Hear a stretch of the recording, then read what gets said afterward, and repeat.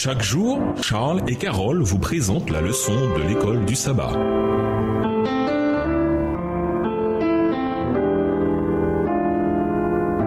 Bienvenue dans votre émission Dieu nous parle. Nous voilà à la leçon 5, la foi d'Abraham. Étude de la semaine, Genèse 15, verset 6, 2 Samuel 11 et 12, Romains 3, les versets 20 et 31, Romains 4, les versets 1 à 17, Galates 3, les versets 21 à 23 et 1 Jean 3, verset 4. Verset à mémoriser. Alors, au moyen de la foi, réduisons-nous à rien la loi? Romains 3, le verset 31. À bien des égards, Romains 4 va au cœur du fondement de la doctrine biblique du salut par la foi seule et de ce qui a engendré la réforme. En effet, il y a 500 ans, cette semaine, tout a commencé avec Luther et les protestants fidèles ne sont jamais revenus en arrière. En évoquant Abraham, modèle de sainteté et de vertu, comme exemple de quelqu'un qui avait pourtant besoin d'être sauvé par grâce sans les œuvres de la loi, Paul n'a laissé aucune place pour le malentendu. Si les œuvres et l'observation de la loi du meilleur d'entre nous n'ont pas suffi à le justifier devant Dieu, quel espoir reste-t-il à tous les autres? Si Abraham a dû être sauvé par grâce, ce doit être la même chose pour tous, juifs et gentils.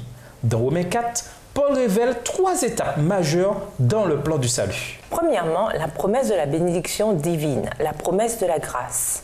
Deuxièmement, la réponse humaine à cette promesse, la réponse de la foi. Et troisièmement, la déclaration divine de justice imputée à tous ceux qui croient, justification. Il en a été ainsi pour Abraham et il en est ainsi pour nous. Il ne faut surtout pas oublier que pour Paul, le salut ne s'obtient que par grâce. C'est quelque chose qui nous est donné, bien que nous en soyons indignes. Si nous le méritions, alors ce serait un dû. Et si c'était un dû, ce serait une dette et non un don.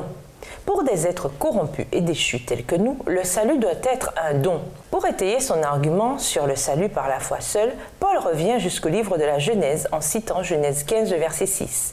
Il mit sa foi dans le Seigneur. Il le lui compta comme justice. Nous avons là, dans l'une des toutes premières pages de la Bible, la justification par la foi. Et nous vous laissons avec cette réflexion. Depuis la chute, le péché fait naturellement partie de nous. Il n'y a rien que nous puissions faire pour nous sauver nous-mêmes, par nous-mêmes.